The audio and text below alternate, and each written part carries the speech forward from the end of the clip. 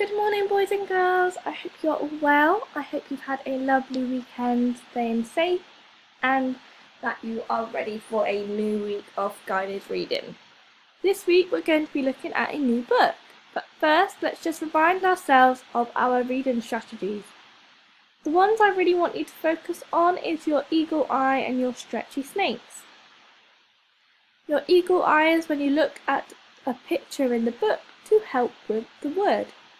And your stretchy snake is when you look at the letters in a word, you stretch out the sounds and you go back and say the sounds together. You can use any of these reading strategies to help you. Let's try a stretchy snake together. Blossom. B-l-o-s-s-o-m. You have a go for me? Good job. Well done. Let's try it all together one more time. Blossom. B-l-o-s-s-o-m. Fantastic job. Well done. The book that we're going to be looking at this week is called The Boss Dog of Blossom Street. So boys and girls, this is what our book looks like on Oxford Owl, and we all have access to this now.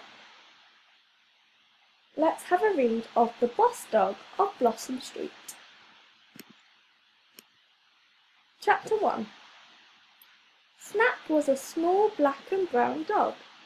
He was the boss dog of Blossom Street. One Saturday morning he walked up and down Blossom Street as usual.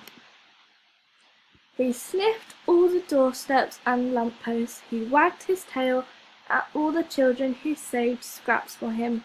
He poked his head into baby Kelly's pram. Kelly laughed and touched Snap's wet nose. Then Snap made sure that the dogs and cats on the street were in their places. Dogs had to stay in their own backyards, and cats had to sit on the backyard walls. That's if they dared to come out at all. Snap trotted back to his own door.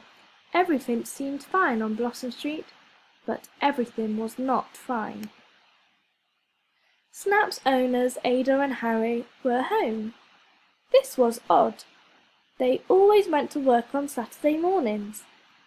There were boxes everywhere. Harry was taking the bed apart. Ada was putting cups into a box.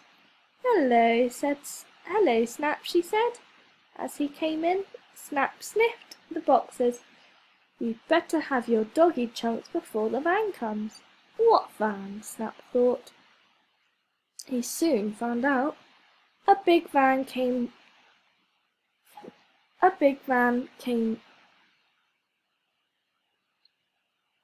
to the front of the house. The two men helped Harry and Ada to put all their things in the van. I can't move away, thought Snap. Who's going to look after Blossom Street? Who will play with the children and keep the other dogs off the street? Who will make sure the cats stay on the backyard walls? Come on, Snap, called Harry. Say goodbye to Blossom Street. He picked Snap up and put him in the front of the van. The children on Blossom Street came out to wave as the van set off. Kelly's mum gave Snap a bit of cake.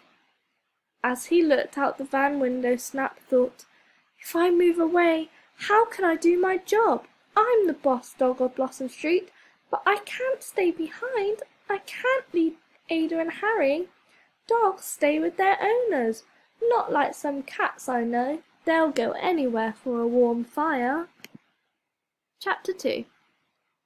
The van had to go slowly all the way to the new house. There was a big orange bus in front of it. Snap watched the bus, and it gave him an idea. By the time he got to the new house, he had a plan. The plan could help him to be the boss dog of Blossom Street, even if he didn't live there anymore. Snap felt a bit happier when he jumped out his van.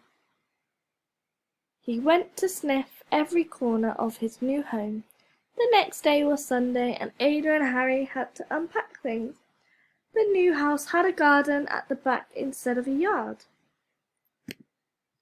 The dogs around here stay in their own gardens, Ada told Snap. There's no strutting around being boss dog. I'll take you for a walk later. Snap went to see what was at the end of the garden, and he heard a yapping sound. Something was trying to get through the fence. It was a little Yorkie dog with a red ribbon tied in a bow on top of its head. Snap couldn't believe it. Ugh, he thought, what a wimp! That's not a real dog.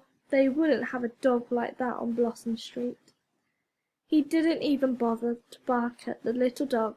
He heard its owner call, "Foo-Foo! Foo-Foo pie! Come to Mummy!" Yuck, thought Snap. Let me get back to Blossom Street. On Monday morning, Harry and Ada went to work. "I've left a key next door," said Ada to Snap. "Foo-Foo's owner will let you out in the garden, and we'll be home at 5 o'clock." "Will you stop talking to that dog as if he understands?" said Harry. "What do you mean? Of course he understands, don't you, Snap?" said Ada. Later, Foo-Foo's owner unlocked the door into the garden. Good, thought Snap. He ran into the garden and started to dig a hole. "Bad doggy," called Foo-Foo's owner. "Don't teach my little Foo-Foo bad tricks." Snap tried to talk to the dog on the other side. He was a large bulldog with droopy eyes. "This looks better," thought Snap. He barked in a friendly way, but the big dog said nothing at all. "I can't stand this much longer," thought Snap. "I must try and get back to Blossom Street." That night he fell asleep thinking his plans for keeping his eye on Blossom Street. As soon as Harry and Ada had driven off in their car the next day, Snap started to work on his plan. Opening doors was easy for a clever dog like Snap. He set off down the path and out of the front gate. He stopped at the bus stop and stood near a man and a woman.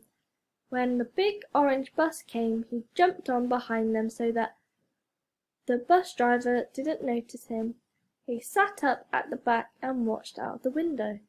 Soon they came to Blossom Street, and Snap got off behind a man with a shopping bag. The driver just saw a tail disappearing. "Whose dog is that?" he shouted. "Has anybody paid for him?" But it was too late.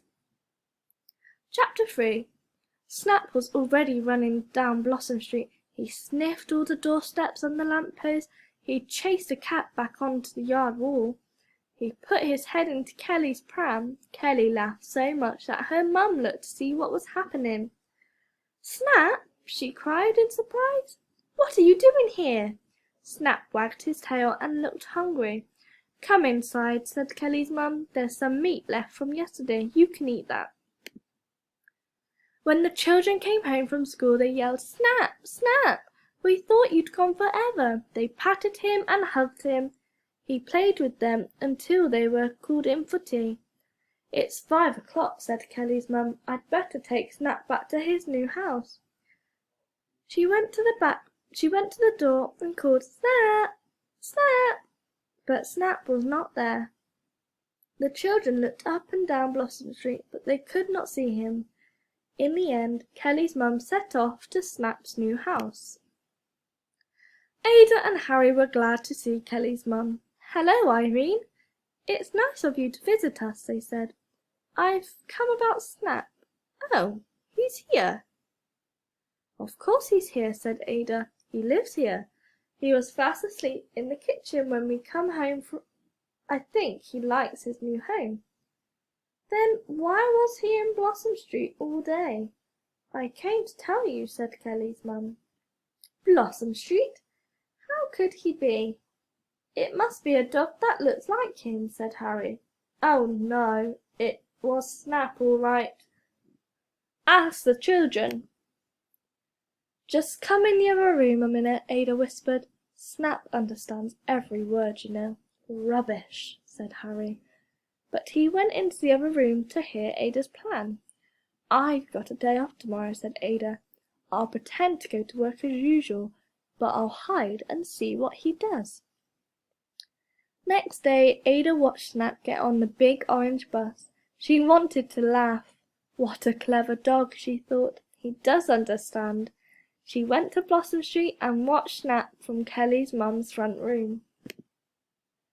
At 4:30, Snap trotted off to the bus stop and caught the bus home. The bus driver said, "It's you again, is it?" and let him on without paying. When Ada and Harry got home, Snap was curled up fast asleep. "No wonder you feel tired," said Ada. "It's hard work looking after Blossom Street all day." Snap pricked up his ear and opened one eye. "We know all about it, Snap." Just then there was a knock at the front door. "It's a reporter from the Daily Snoop," said Harry. "He wants a photo of Snap. The bus driver told him about a clever dog who rides on the bus by himself. More like a naughty dog, I think." Snap jumped up and wagged his tail. He liked having his photo taken. The next day everyone in Blossom Street saw him on the front page.